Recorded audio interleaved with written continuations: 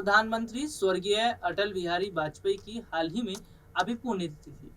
इस पुण्यतिथि के अवसर पर ये देखने को मिला कि अटल बिहारी वाजपेयी को पूरे देश ने याद किया उनकी पुण्यतिथि पर।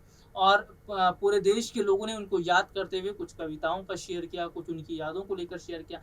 लेकिन इन सब के बीच देखने को मिला कि बीजेपी उनको भूल गई, और बीजेपी का उनको भूलना ये सीधे तौर पर बता रहा है कि क्या वाकई बीजेपी केवल मतलब की राजनीति करती है।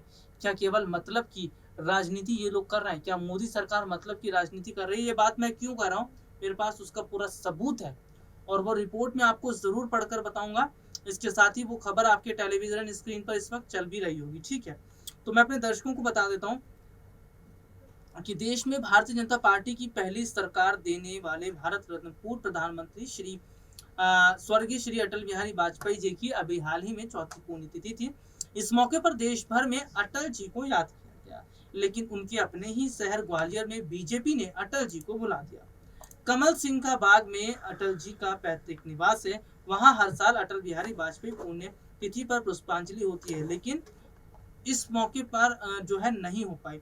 और ये देखने को मिला अटल जी की भतीजी जो कांति मिश्रा है, उनकी आंखें भर आई। कांति ने कहा, बीजेपी नेताओं के लिए शेम शेम। उन्होंने कहा, अटल जी के नाम पर वोट लेते हो लेकिन आज नहीं आए तो आपके लिए और क्या बोले। ये देखिए कितनी बड़ी बात है। उनकी जो भतीजी है, उन्होंने कहा बीजेपी के इन नेताओं को मैं शेम शेम कहना चाहती हूँ। जब आपको जरूरत पड़ती है तो आप लोग वोट के लिए चले आते हैं, वोट के लिए राजनीति करते हैं, लेकिन अब आप अटल जी को भूल गए। ये कितनी हैरान करने वाली बात है। तो यहाँ पर हम देख रहे हैं कि जिस तरह से मोदी सरकार अपने उन पुराने तमाम मंत्रियों को भूल गई है या उनको इग्नोर कर चुकी है जिन्होंने पार्टी बनाने में योगदान था। लाल कृष्ण आडवाणी भी उनमें से एक है। लाल कृष्ण आडवाणी ने ही मोदी जी का नाम रिकमेंडेड किया था पीएम पद के लिए, लेकिन बीजेपी ने, फिर प्रधानमंत्री नरेंद्र मोदी ने उनको ही साइडलाइन कर दिया। यशवंत सिन्हा जो चाह रहे थे कि हाँ मोदी को प्रधानमंत्री बने, क्योंकि सीएम से पीएम तक का सफर ऐसे ही नहीं तय हुआ। बीजेपी की कोर कमेटी बैठक बैठी थी जिसमें तमाम बड़े वरिष्ठ नेता मौजूद थे। हालांकि अटल जी ने बहुत पहले कहा था कि मोदी प्रधानमंत्री बनने लायक नहीं है, लेकिन और बीजेपी के तमाम नेताओं ने कहा नहीं, ऐसा नहीं है, एक बार मोदी को चांस देना चाहिए। मोदी को जिन जिन मंत्रियों ने, जिन जिन बीजेपी नेताओं ने मोदी को चांस दिया, मोदी ने उन्हीं को साइडलाइन कर दिया। और अटल बिहारी वाजपेयी, स्वर्गीय अटल बिहारी वाजपेयी जी की जो भतीजी, उन्होंने बीजेपी नेताओं को शेम शेम कहकर ये बता दिया है कि बीजेपी आज केवल और केवल मतलब का काम कर रही है। इन्हें अपने पुराने मंत्रियों से फिक्र नहीं है, इन्हें अपने पुराने मंत्रियों की चिंता नहीं है।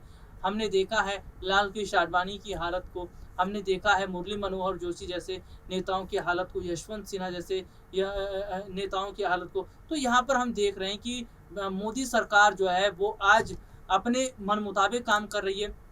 जिन्होंने बीजेपी बनाए उनको भूल चुकी है, और ये नहीं बताता कि क्या वाकई बीजेपी स्वार्थ की राजनीति कर रही है। इस पर आपकी क्या प्रतिक्रिया, आप लोग अपना जवाब जरूर लिख सकते हैं। लेकिन जो आज हम देख रहे हैं कि वो है कि मोदी सरकार यानी प्रधानमंत्री नरेंद्र मोदी स्वार्थ की जिंदगी जी रहे हैं।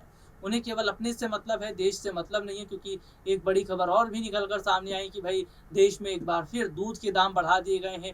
अमूल कंपनी, मदर डेयरी सबने, तो लगातार महंगाई बढ़ रही है। सरकार को जनता से कोई फर्क नहीं है, अपने उन मंत्रियों से कोई फर्क नहीं है जिन्होंने मोदी जी को आगे बढ़ाया। तो यहाँ पर हम देख रहे हैं कि इस वजह से मोदी सरकार की किरकिरी और होती नजर आ रही है। आज के लिए इतना ही, आपसे फिर दोबारा मुलाकात होगी, तब तक ले जा दीजिए, नमस्कार।